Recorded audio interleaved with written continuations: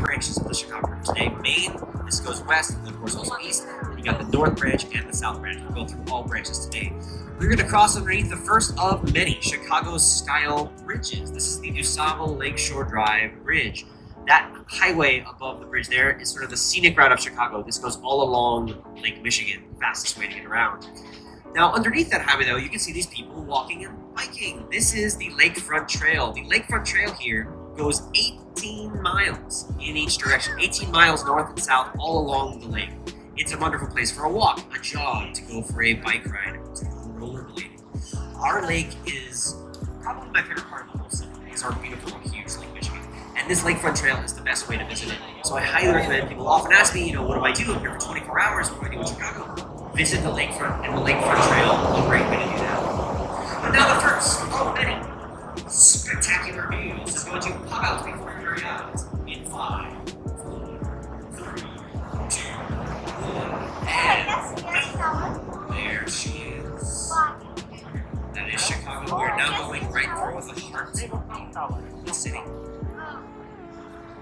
So first up, on our architectural journeys, over here on our left, it's one of our tallest, one of our newest, one of my absolute favorites, the very tall, very wavy St. Regis, over here on the left. This majestic St. Regis Tower is now the third tallest in all of Chicago, at nearly 1,200 feet, finished in just 2020. But it is now actually the tallest tower in the world, designed by a woman, Jeannie Gang. She is a local Chicago architect who I think is really doing the most interesting things with architecture these days. All of her buildings so one of a kind, so unique. And we're going to see more of her work as we keep going further. Now, if you block that sun up there and look up at the top of the tower, you'll notice this big empty row. See that big empty row up there? So that is called a blow-through floor. A blow-through floor. So how it works is, instead of windows, compartments, you leave this big empty row near the top of the tower so that the wind can blow right through the building, which makes the building absorb less wind, and that will thus stabilize it during any building sway. This is one of 3 ways you will learn today of how we can reduce sway here in the Windy City. Now, this is a pretty luxurious tower, the St. Regis. It has about 200 hotel rooms. The hotel recently opened finally. The rooms start at $700 a night. It has about 400 condominiums. The condos range in price from $1 million for a one-bedroom apartment. That's right. To a $20.5 million condo that has 4 bedrooms, 5 bathrooms, and 2 floors at the top of the middle tower. And just so you all know, there are some unsold condos left in the St. Regis today. So if anybody here is in the market for a cozy spot here in town, think about that lovely wavy tower as an option. And don't worry, they'll be putting out amazing real estate opportunities throughout the tour here today. But speaking of hotels, on our left is the Swiss Hotel, this metal and glass triangular building here. The Swiss Hotel is a hotel designed by Harry Mies. Harry Mies, very famous architect from a few decades ago, who was obsessed with triangles. He loved the shape of the triangle, and he put it in nearly every single one of his buildings. So if you're walking around Chicago, if you're on this tour, and you spy another triangular building like this, it's going to be that same architect, Harry Mies. Now, I love the trio of the 3 buildings here. You've got that triangular building, the kind of box rectangular building next to it, and then the wavy building behind that. I think that's a great introduction to the way that buildings are always speaking to each other in these unique, interesting ways. Nowadays, you always find they complement each other in terms of shape, style, and color. They fit into their surrounding, their environment. That's what we're going to talk about today. Buildings, they don't stand alone. It's larger kind of urban tapestry that make and as we sail up and down the Chicago River today, you're going to be listening to this song quite a lot. We can walk over these bridges without going to a museum for a show. We have 2.7 million people who live here in the city of Chicago. 2.7 million makes us still the 3rd largest city in the United States. And we have nearly 10 million people who live in the surrounding Chicagoland area. So we're just a really big hub here in the West.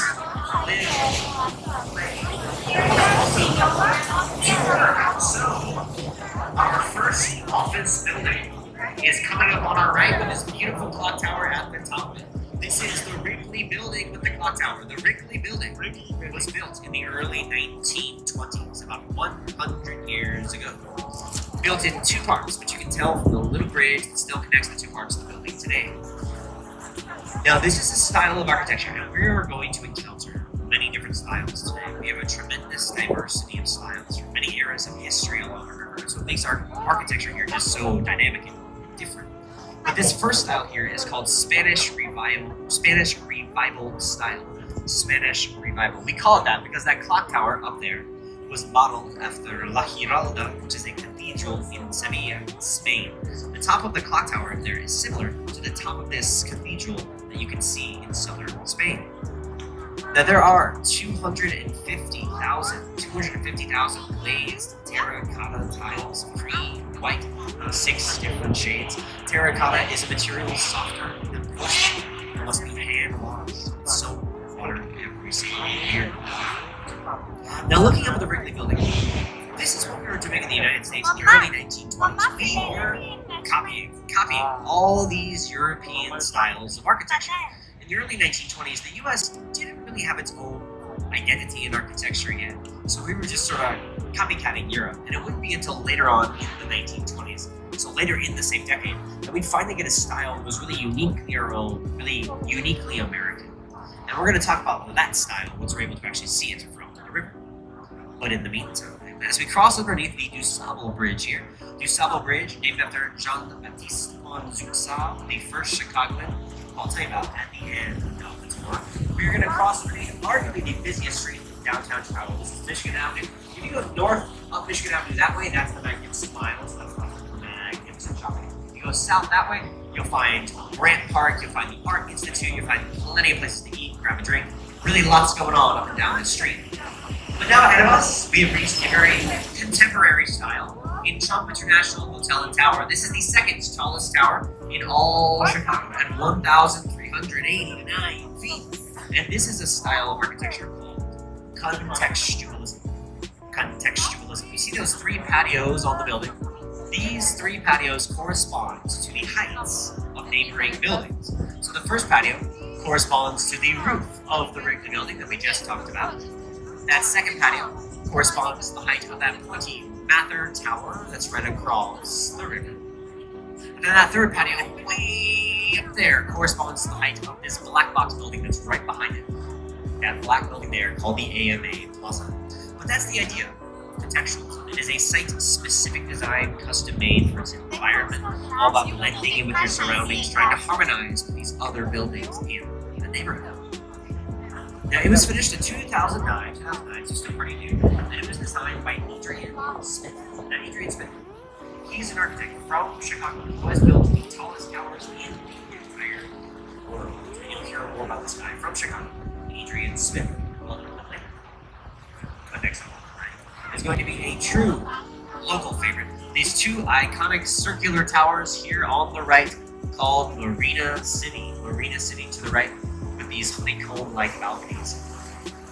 You may recognize Marina City from really any number of movies, TV shows, commercials over the years. The last Steve McQueen film, The Hunter from 1981, was filmed there. They drove a car off the side of the building. There was a lovely murder in the most recent Candyman remake in the building, so lots of cool stuff has been filmed in these iconic little towers. But we've always called them here at Shoreline Sightseeing the Corncob Towers, which I know, very weird nickname. I wonder where we got that. Because they look like corn on the cob. They really do, you know? We're very observant. Now, in the 1960s, though, when they were built, nobody was really living in this downtown area of Chicago here. And there was an architect from Chicago. His name was Bertrand Goldberg. Bertrand Goldberg wanted to attract people to live downtown. So he built this utopian, vertically stacked world. He built a city within a city. Because in Marina City, when those buildings were built, you could have everything you need and live above the river. In these buildings, you could find restaurants, shops, a swimming pool, a skating rink, a bowling alley, a movie theater, and of course, at the bottom will be plenty of parking. A key essential to living in downtown Chicago. If you have a car down here, parking is very precious. And we're going to see some more. We're going to see more from this architect, more from Bertrand Goldberg and his circular wonders a little bit later. He's far and away, perhaps my favorite Chicago architect ever, Bertrand. But let us jump across the river. to a totally different style. This tall glass building with the crisscross panels of white granite. This is 77 West Waterfront. Now, if you block that sun again and look up at the top of 77, you'll notice this Greek-style temple. So this is a style of architecture that we call neoclassical. You take this kind of classic design, sort of like the Parthenon in this case, and you just update it using all these modern materials, glass, steel, granite. Architects love copying that. We've already seen that in a few designs already today. And it's not about ripping anybody else off so much as taking a design that you already love, you already know, and updating your modern spin with your modern technology. But I do want to put out this bustling little Riverwalk to our left. The Riverwalk here is a relatively new public amenity finished in 2016 that zippers together 1.3 miles of Chicago River shoreline. And it's a perfect example of a little Chicago-style resiliency. Because 20 years ago, before they started building the Riverwalk, people couldn't really come down to the river so easily. It wasn't an accessible destination. So the city invested in the future and invested in beauty. And now you can enjoy this river like never before. You can go for a walk, a jog, walk your dog, have a drink, eat lunch. It's really become a true focal point of our downtown area now is this riverfront, which is definitely a change. Now, speaking of the river, Chicago is here today. We are all here today because of this body of water. The Chicago River here is the waterway that connects the Great Lakes to the Mississippi River. That is why Chicago is built where it is, because this river meets Lake Michigan near where we began the tour, and then will continue eventually all the way to the Mississippi River. So we were just a really important shipping canal in the US, particularly in the 1800s. We were the busiest port in the country for many, many years. And we've been a center of trade, center of commerce ever since that time period. And that all comes back to the location of this river. Now, people have been asking me lately, is this the natural color of the river? It's so brilliantly green. Yes, it is, because it is lake water that flows from the river into the riverbank. That lake water is white, bright green. And also there's algae at the bottom of this river making it get this green color. But if you ever would like to see our river unnaturally green, you should come here in March. For St. Patrick's Day, ever since the 1960s, the Plumbers Union of Chicago has been dyeing the river you see before you bright shamrock green in honor of St. Patrick's Day. When I say bright green, I mean it is neon green. It is very intense, but it's a really fun Chicago tradition. Probably our weirdest one. So if you've never seen that before, you should come back next March. You can sail down the Green River, go to the parade. People, they have a great time. I'll put it that way. If you do come back in March, I would say bring a coat or 3.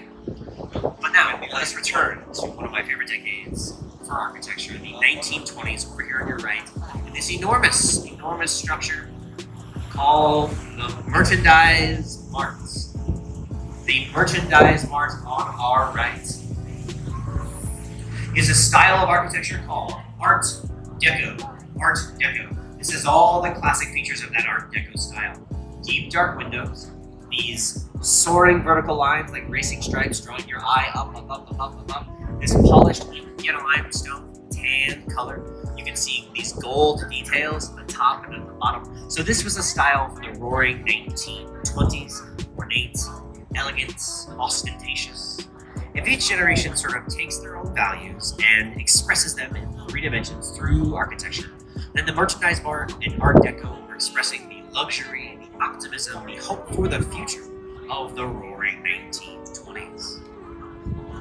As we all know, those roaring 20s did come to a roaring halt, but I'll get to that later. So we're about to enter one of my favorite spots on the river, and one of the best photo opportunities on the river, and that is going to be called Wolf Point. Wolf Point, the junction of the 3 branches of this river, the fork in the road, if you will, where you will be able to see a pure glass skyscraper. Let's start on the left, the Nuveen building, this curvy green building here. So the Nuveen building is another example of architecture. Something that you'll notice, this curve in the building is mimicking the curve here in the river. The blue glass will match that sky, and the turquoise matching the green of the river. So that is contextualism as well. We're trying to blend in the natural context. In this case, it's our beautiful green curving river. Now, straight ahead of us are these 2 enormous glass buildings of very interesting shape. So the one on about it in a few minutes, but I know it's got such an incredible design. Straight ahead of us, this is going to be River Point. River Point from just 2017, the spiraling red sculpture in front of me. Now, River Point, though, with those arches at the top and at the bottom, I have started calling this one the Hot Pot. Or the ticket, or the deodorant stick, or the McDonald's apple pie box, whatever it looks like to you. Now that archway at the bottom, it has a really important function so that the building's caissons, basically these foundations of the building, they're not interfering with the Metro and Amtrak train lines that cut right by the sides of the building underneath the ground. Now that is a very new building. It is just 6 years old. Let's look at the oldest building on the river, and that is that red building straight ahead of us called Fulton House. Fulton House was built in 1898.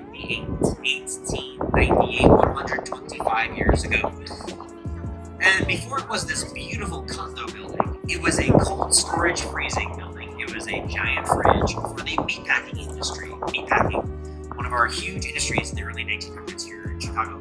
Chicago was called the hog butcher of the world, a city of broad shoulders after very strong meatpacking workers. They would bring all this meat from the south side of Chicago on barges, bring them to Fulton House there, freeze it there, and then ship it across the country on trains like the ones that used to run on the Mies Bridge right there.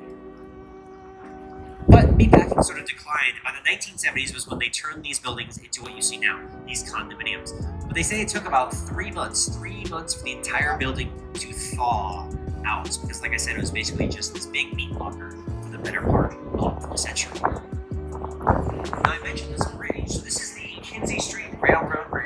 This is a 1908 historical landmark, now permanently raised upright. But it shows you exactly how bridges in Chicago work. So you see that big hunk of concrete to the right of the bridge. So that big concrete block swings down about 90 degrees. Lighten the top part of the bridge there. Once you go down, you raise it back up to where it is now. It just sort of lifts the bridge into the air.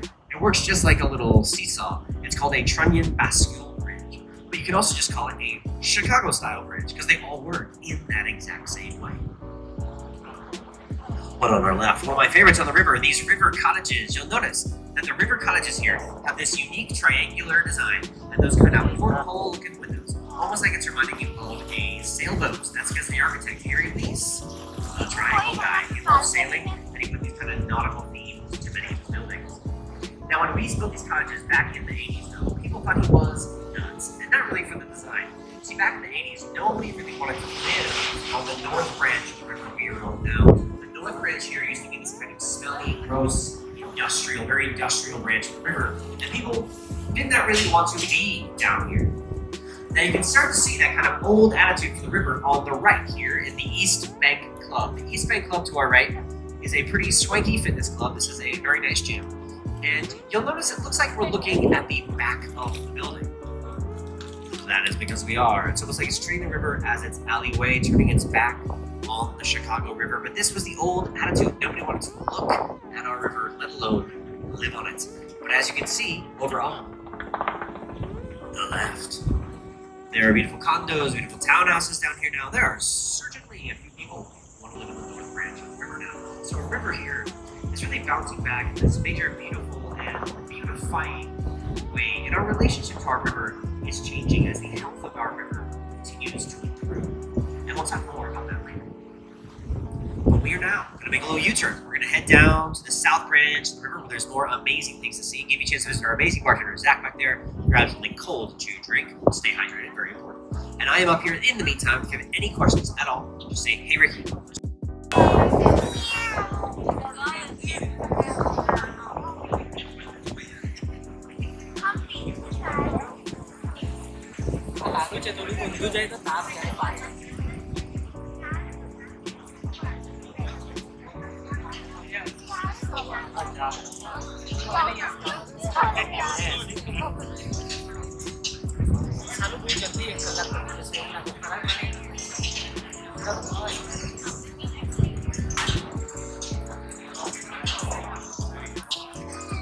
Right? So Harry was very wise in his prediction, you know, that if you build something beautiful, people will be attracted to it, want to live there, maybe no matter where it may be. Now, of course, the river like this, super, super trendy. source of desire. So one of those projects did sell for $2.3 billion.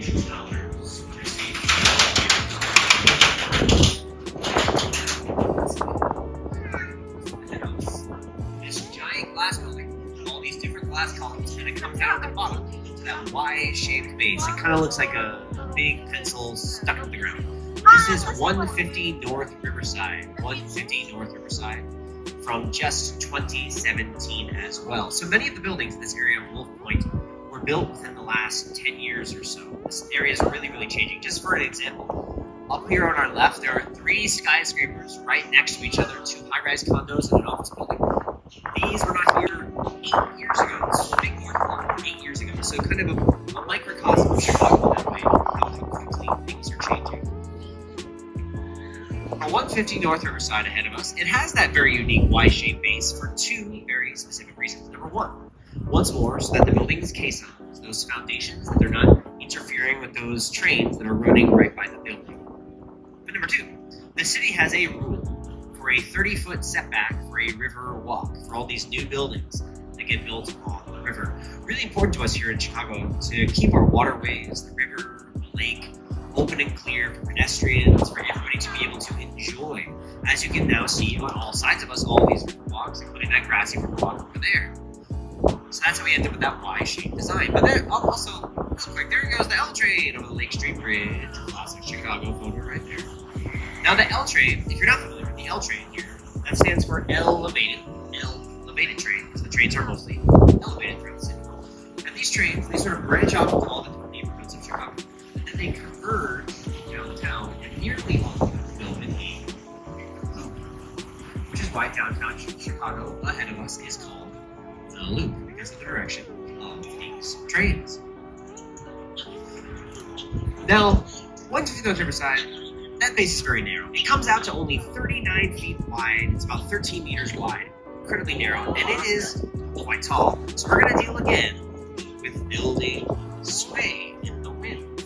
So to bring down the sway in that building, inside the top of this tower, just imagine this, inside the top is 160,000 gallons of water in 12 separate tanks. And what happens is, when this building starts to sway in one direction, all that water just sloshes, goes in the opposite direction to correct for the sway. It's this big water shock absorber. The inertia creates this balancing liquid force that brings the building back to rest really, really quickly. So just to reiterate, building goes one way, water goes the other way, canceling each other out, reducing sway, and reducing, of course, nausea. And that's why we were doing this. That's why we reduced sway in the first place. It's so that people, working hard in their offices or in their very fancy condos aren't feeling a building move underneath them, getting seasick, not fun, not good for productivity. So we're always thinking about how can we reduce sway. You've learned two ways. We're going to learn another way in our tallest building a little bit later. Oh, by the way, Beatnik over here, this is a pretty relatively new restaurant in the last few years that is amazing. I never been Beatnik on the river. Amazing Mediterranean food. They have that lovely patio by the river. There are all these new restaurants popping up. Like I said, being on the river now. Very, very speaking of big glass office buildings, here's another one on our left. Is the Bank of America building. The Bank of America building on our left. Finished in only 2021. This is the newest completed and opened building here. Now they also had to deal with that 30-foot setback for the Riverwalk requirement, and they did so in a very creative way. They used these huge tripod legs to just kind of vault the building in midair. Those are huge steel I-beams taking on tons and tons of weight to suspend the building by that third floor.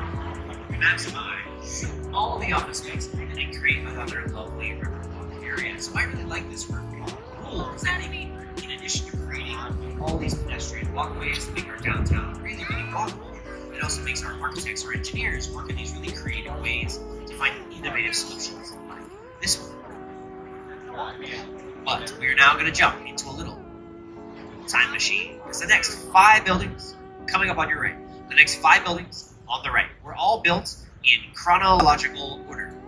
So they really demonstrate the evolution of architecture not only here in Chicago, but really across the United States. So first up on our right is 2 Riverside Plaza. 2 Riverside here is going to be another great example of the Art Deco style. So again, you'll see these deep, dark windows, the tan Indiana limestone color, the racing stripe vertical lines, and then of course these carvings on the front is their sort of cool little detail. Again, this is the great 1920s. But what happened in 1929? Our stock market crashed. And we entered the Great Depression, and there is a virtual freeze on the building of office buildings from 1930 to 1957. 25 years before the new building offices across the country. We combined revival architecture in the late 50s and 60s, which brought into black box modernism. See over here on the right, in Gateway Centers 1 and 2, black box modernism. Now the father of this minimalist black box style was a man named Ludwig Mies van der Rohe. He was a very famous architect, originally from Germany, who then based himself and lived in Chicago for many, many years. And he said 3 words. He said, less is more. Less is more. So I think there is kind of an elegant simplicity to these black box buildings. They are dark, they are stark, they are more cheap and easy to make. These buildings, I think, are more functionally beautiful instead of being all that aesthetically.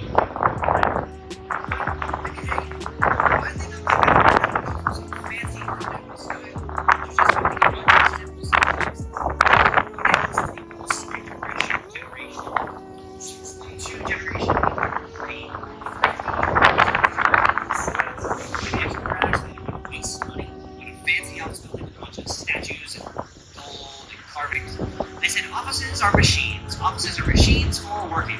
So get in there, keep it simple, keep costs low. And that is what they did. That's why they built over 60 of these black box modernist buildings in just Chicago alone. And if you walk around, there's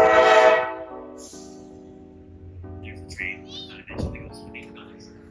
But yeah, if you walk around this city, you really start noticing black boxes kind of all over the place. Almost like each corner here is its own little black box. But now, let us disco on to the groovy 1970s with the international style of Gateway Center 3 on the right. This white building here. So, in the 70s, as you can tell, we are still building boxes. But now they can have a little more style in the form of precast concrete or stone cladding. And these buildings can even be, wow, white. Very exciting. Whole new color to play around with. Now we call these white boxes the international style, because you can see a white box like that being built really anywhere in the world in the 1970s, maybe even in your hometown. I really recommend going back to your hometowns, the cities near where you live, to see if you can see some of these trends taking place, because I guarantee you, particularly if you do live in the United States, you might see some very, very similar things. But now, let us moonwalk to my favorite decade for architecture, arguably the 1980s, with Gateway Center for this curvy glass building all right. So, look, I love the 80s because things went in a whole new direction. You know, architects, they were tired of boxes, and now modernism, boring. They wanted something with some personality again. Thus, this contextualism style we used to learn. You'll notice that this curve, mimicking again the upcoming curve in the river. The dark greenish glass actually the river, and its convex glass reflecting the other buildings in the neighborhood.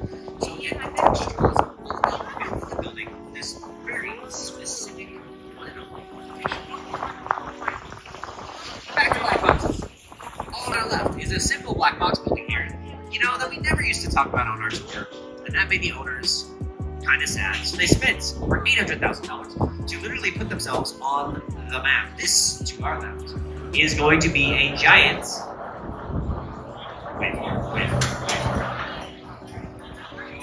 You are your map on the Chicago River, and that little red logo there represents this building here on the river. So if you went down the main branch on the right, we turn north into the north branch, we did a little U-turn, we came down here, we are at this building.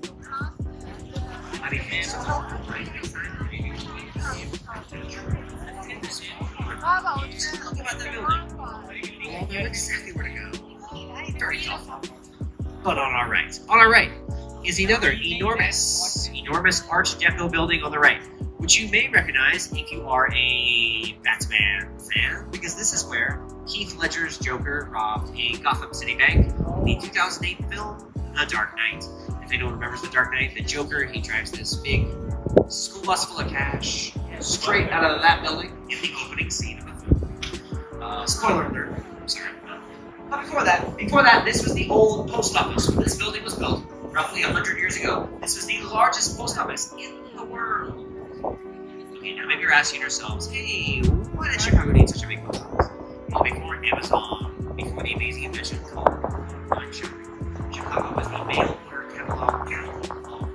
We had the likes of Sears and over here, among others, and we needed such a huge post office. This is no longer a post office, this is now office space. It is now headquarters for big companies like Uber, Walgreens, PepsiCo, just to name a few big corporations. This huge old post office. The building is so large that there is this highway here going directly through the center of the building.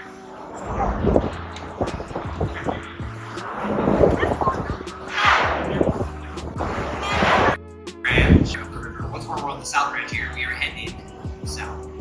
First of all, if you follow the South Branch in this direction, you would eventually reach, again, from this exact spot, you would eventually reach the Mississippi River. And then you can ride the Mississippi down about 300 feet right now. It's freaking second of Mexico. We're not doing that today. When we reach these stories, remember I told you at the beginning, Chicago's story, one of resiliency, strength, the face of problems, challenges. Well, I want you to just sort of keep that in the back of your minds as you listen to these next couple of stories. So here's the first story. The Great Chicago Fire, 1871. Now, in talking about this fire of 1871, arguably Chicago's most famous historic event, there is a lot of myth surrounding the fire. So we need to first separate the facts from the fiction. So I'd like to start with the fiction. Okay, the following is the non-true story. This is the untrue story. This is the myth of the fire. The legend, if you will. The legend goes like this. In 1871, they say that a cow in Mrs. O'Leary's farms, that Mrs. O'Leary was milking the cow, as you do with cows, and that this cow got very upset, and that the cow kicked over a kerosene lantern she was holding, which started this whole bar on fire. And soon they say that the whole city of Chicago was ablaze, all from the kick of a single cow. Now, maybe that story is familiar to some people here. Maybe some along the way, somebody might have told you about some cow that started a fire in Chicago. This story has really gotten around over the years. They teach it in many, many schools, and it is not true. Now, it is true. Mrs. O'Leary, a real person, Catherine O'Leary, was an Irish immigrant who did have a farm here in Chicago. And it is true. She owned the cow. And it is true. We put the fire in her farm. There is no proof whatsoever. She did have a cow. Mrs. O'Leary, or anyone else who did that. We do not know how this fire began. We never know. But this is in Chicago. They officially celebrated Mrs. O'Leary and her cow very swiftly in 1997.